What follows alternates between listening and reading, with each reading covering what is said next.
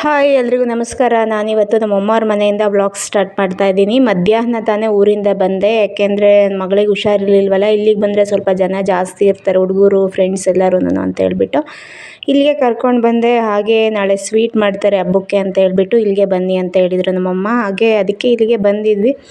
ಅಷ್ಟರಲ್ಲಿ ನಮ್ಮೂರಲ್ಲಿ ಟೆಂಟ್ ಹಾಕಿದ್ರು ಇವತ್ತು ಸರ್ಕಸ್ ಮಾಡೋದಕ್ಕೆ ಅಂತ ಹೇಳ್ಬಿಟ್ಟು. ಹೊರಗಡೆ ಚೇರ್ ಹಾಕ್ಕೊಂಡು ಕೂತ್ಕೊಂಡು ನಾನು ನನ್ನ ಮಗಳು ನೋಡ್ತಾ ಇದ್ವಿ. ಜನನೂ ಬಂದಿದ್ದರು, ತುಂಬ ಜನ ಕೂತ್ಕೊಂಡು ನೋಡ್ತಿದ್ರು. ಚೆನ್ನಾಗಿ ಆಡಿದರು ಪಾಪ. ನಾವು ಅದನ್ನೆಲ್ಲ ನೋಡಿಕೊಂಡು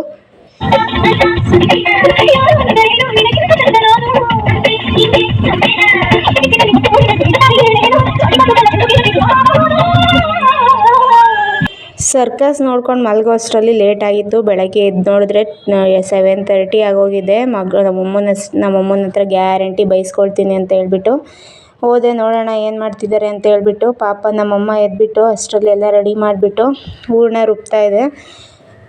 ಒಬ್ಬಟ್ಟು ಮಾಡೋದಕ್ಕೆ ಎಲ್ಲ ಹೂರಣ ರುಬ್ತಾಯಿದೆ. ನನ್ನ ನೆಪ್ಸೇ ಇಲ್ಲ ಪಾಪ, ಒಂದೇ ಮಾಡ್ಕೊಳ್ತಾ ಇತ್ತು. ಹಾಗಾಗಿ ನಾನು ನೋಡಿಕೊಂಡು, ನನ್ನ ಚಿಕ್ಕ ಮಗಳು ಎದ್ದಿದ್ಲು, ಅಜ್ಜಿ ಜೊತೆ ಮಾತಾಡಿಕೊಂಡು ಇಬ್ಬರು ಕೂತ್ಕೊಂಡು ಕೆಲಸ ಮಾಡ್ಕೊಳ್ತಾಯಿದ್ರು. ಇನ್ನಿಲ್ಲೇ ಜಾಸ್ತಿ ಹೊತ್ತು ನಿಂತ್ಕೊಂಡ್ರೆ ಗ್ಯಾರಂಟಿ ಮಂಗಳಾರತಿ ಆಗುತ್ತೆ ಅಂತ ಹೇಳ್ಬಿಟ್ಟು ನಾನು ಬೇರೆ ಕೆಲಸ ಮಾಡೋಣ ಅಂತ ಹೇಳ್ಬಿಟ್ಟು ಹೋದೆ. ಅಷ್ಟರಲ್ಲಿ ನನ್ನ ಮಕ್ಕಳು ಇನ್ನೂ ಎದ್ದಿರಲಿಲ್ಲ, ಅವರಿಬ್ರೂ.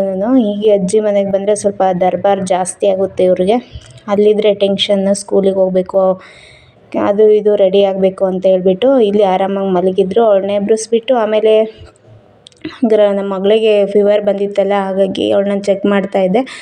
ಜ್ವರ ಜಾಸ್ತಿ ಇತ್ತು ಇನ್ನೂ ಸ್ವಲ್ಪ, ಹಾಗಾಗಿ ಆಮೇಲೆ ಹಾಸ್ಪಿಟಲ್ಗೆ ಹೋಗಬೇಕು ಅಂತ ಹೇಳ್ಬಿಟ್ಟು ಸ್ವಲ್ಪ ಹೊತ್ತು ಹಾಗೆ ಮಲ್ಕೊಳ್ಳೋಕೆ ಹೇಳ್ಬಿಟ್ಟು ಅವಳನ್ನ ನಾನು ಬೇರೆ ಕೆಲಸ ಮಾಡೋಣ ಅಂತ ಹೋದೆ. ಕೆಲಸ ಎಲ್ಲ ಮುಗಿಸ್ಕೊಂಡು ಅಷ್ಟರಲ್ಲಿ ಒಬ್ಬರು ಬ್ರದರ್ ಬಂದುಬಿಟ್ಟು ಒಂದು ನಾಯಿ ತಗೊಬಂದಿದ್ರು. ಅವ್ರು ಸಾಕೊಂಡಿರೋ ನಾಯಿನೇ, ತುಂಬ ಆ್ಯಕ್ಟಿವ್ ಇತ್ತು. ಹಾಗಾಗಿ ಅದ್ರ ಜೊತೆ ಸ್ವಲ್ಪ ಹೊತ್ತು ಹಾಗೆ ಆಟಾಡಿಕೊಂಡು ನೋಡ್ತಿದ್ವಿ.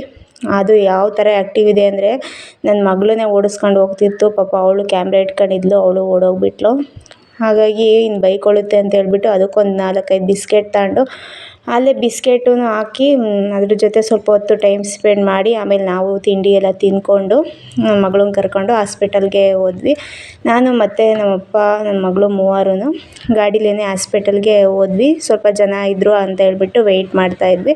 ಫೀವರ್ ತುಂಬ ಜಾಸ್ತಿನೇ ಇತ್ತು. ಹಾಗಾಗಿ ಇನ್ನೂ ಫೀವರ್ ಕಡಿಮೆ ಆಗಲಿಲ್ಲ ಅಂದರೆ ಸಂಜೆ ಹಾಗೆ ಬ್ಲಡ್ ಚೆಕಪ್ ಮಾಡಿಸೋಣ ಮತ್ತೆ ಬಂದು ಅಂತ ಹೇಳ್ಬಿಟ್ಟು ಅಂದ್ಕೊಂಡು ಇಂಜೆಕ್ಷನ್ ಹಾಕಿಸ್ಕೊಂಡು ಟ್ಯಾಬ್ಲೆಟ್ ತೊಗೊಂಡು ನಾವು ಕೂಡ ಮನೆ ಕಡೆ ಹೊರಟ್ವಿ.